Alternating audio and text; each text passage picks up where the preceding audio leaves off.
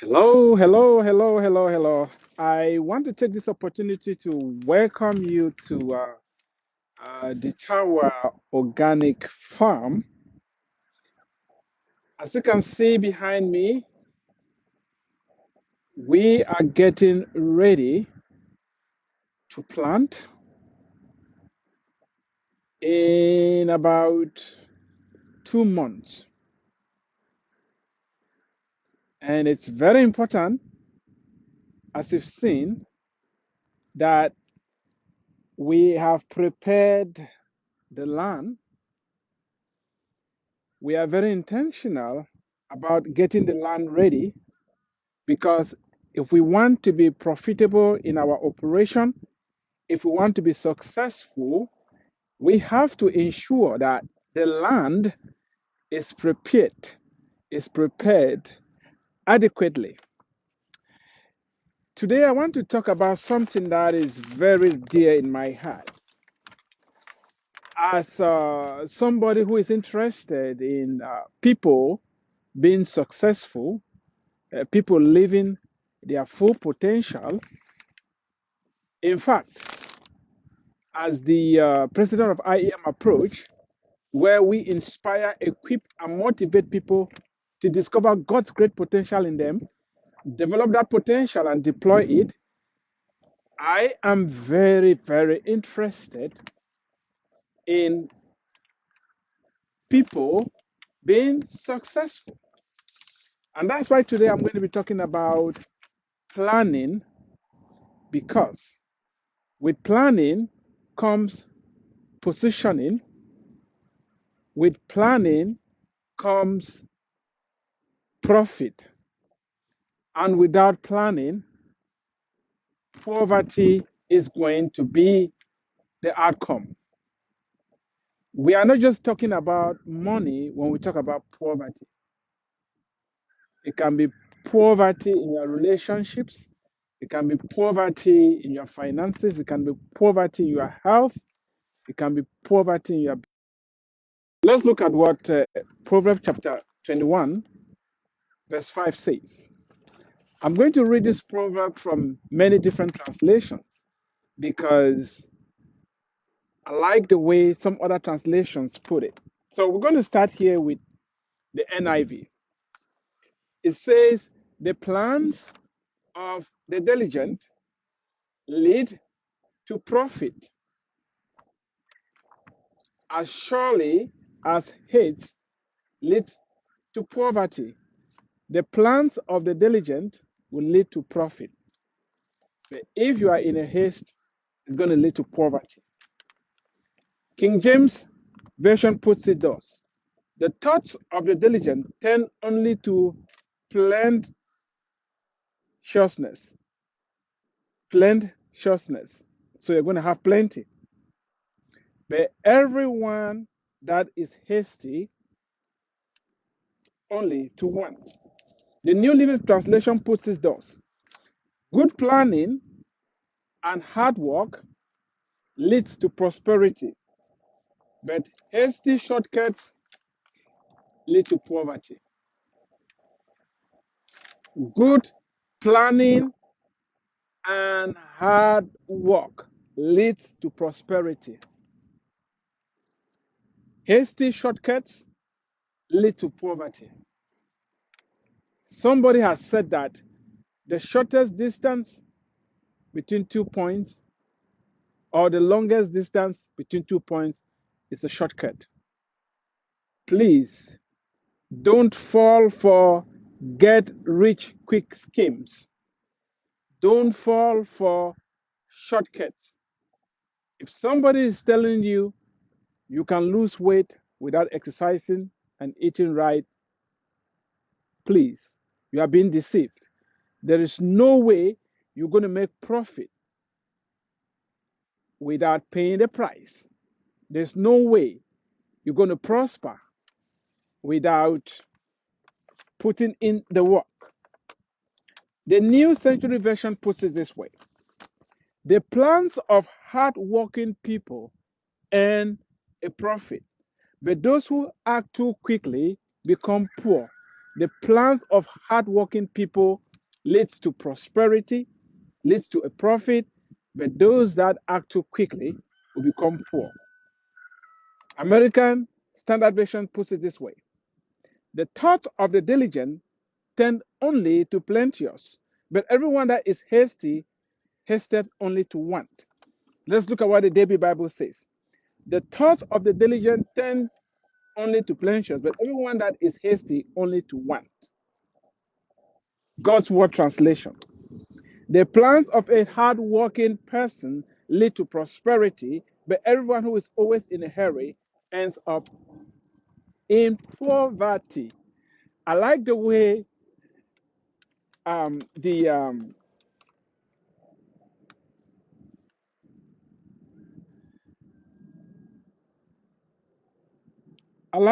the New Living Translation puts it. Good planning and hard work lead to prosperity, but hasty shortcuts lead to poverty. Good planning and hard work. Good planning and hard work. If I may ask you, what are your plans for 2023? What plans do you have?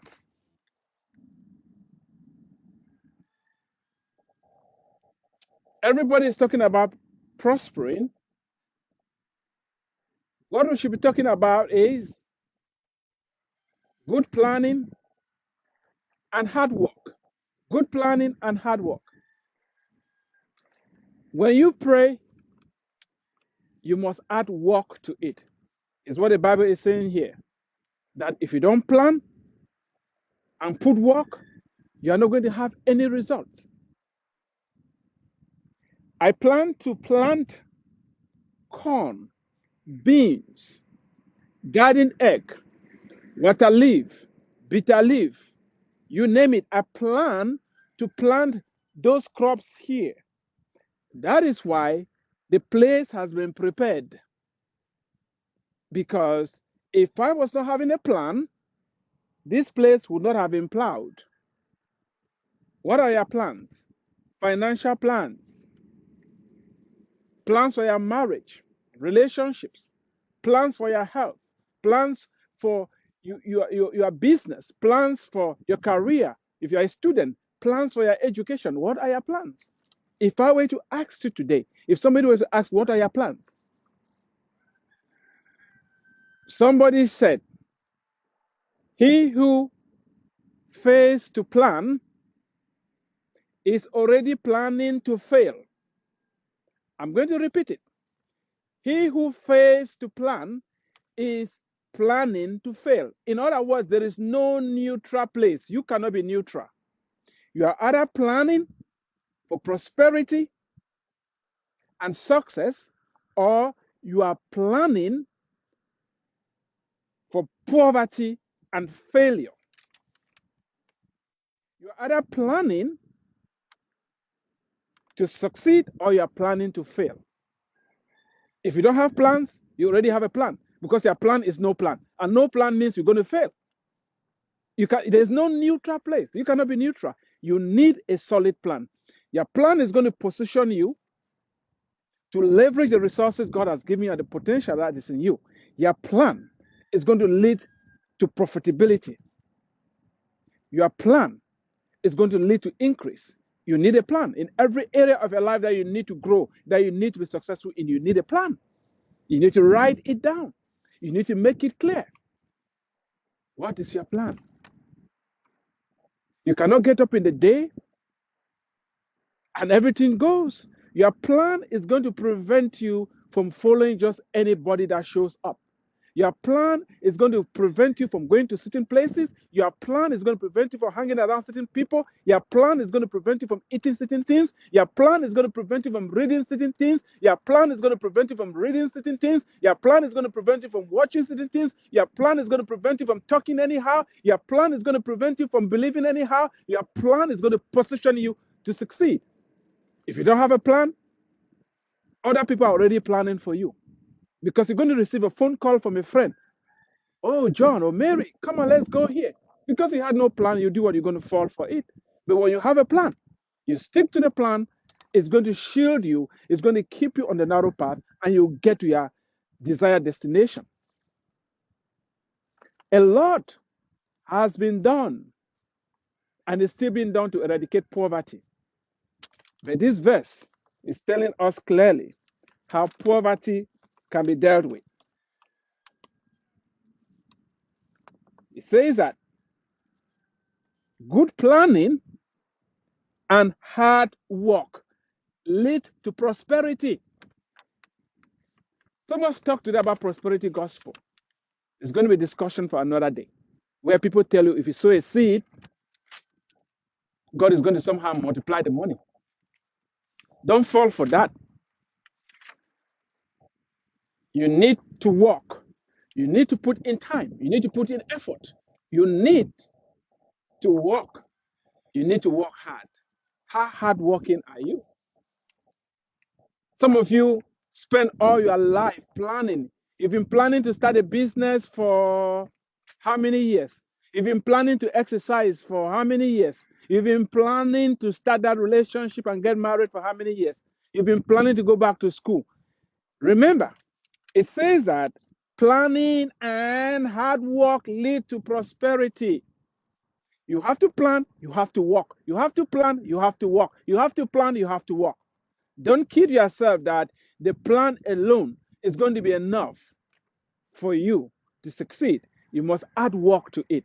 If you want to lose weight, you have to hit the gym, you have to hit the running track. If you want to grow in your understanding and knowledge, you need to start reading those books that will help you grow in that area. It's very important. You have to put in some work.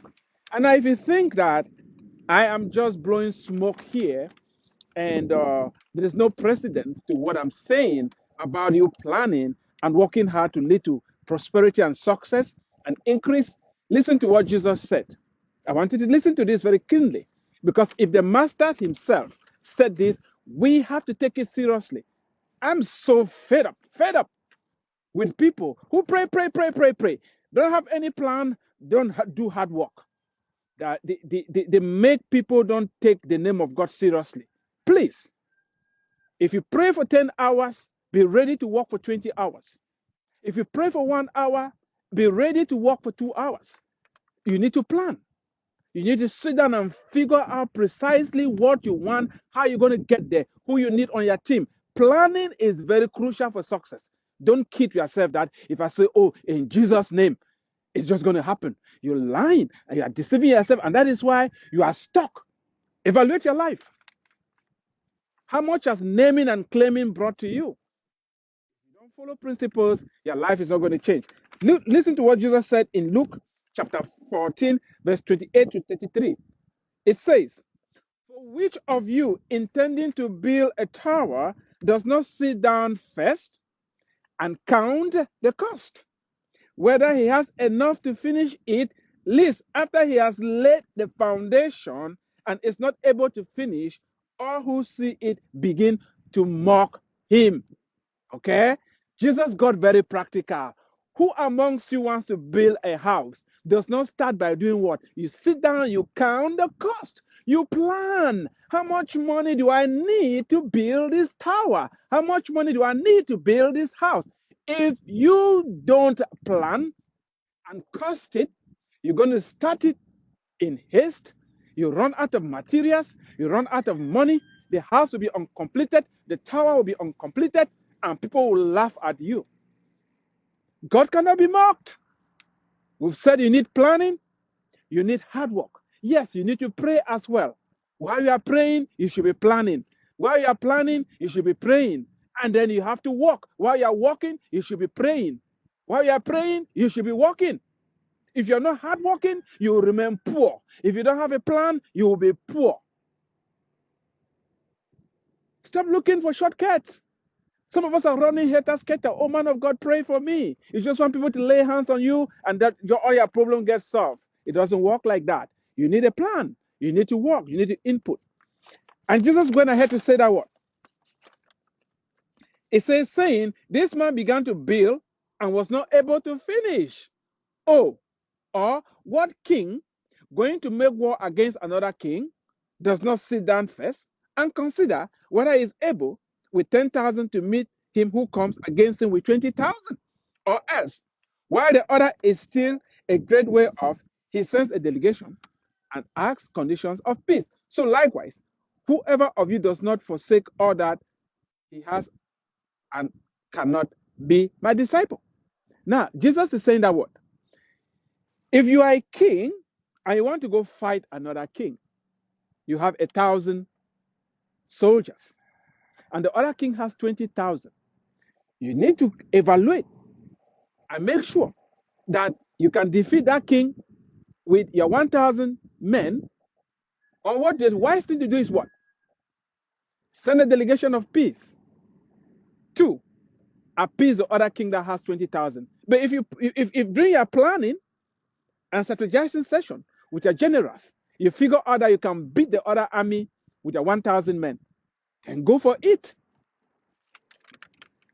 Can it be the reason you are poor and you're not succeeding because you don't have any plan? When was the last time you sat down and drew concrete plans regarding your health?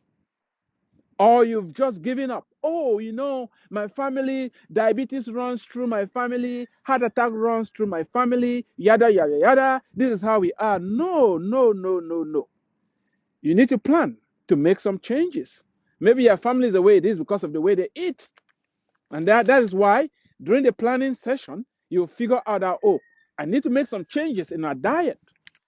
Maybe your family is poor because of the way they've been handling money. Now is the time for you to plan to handle money differently if you want different results.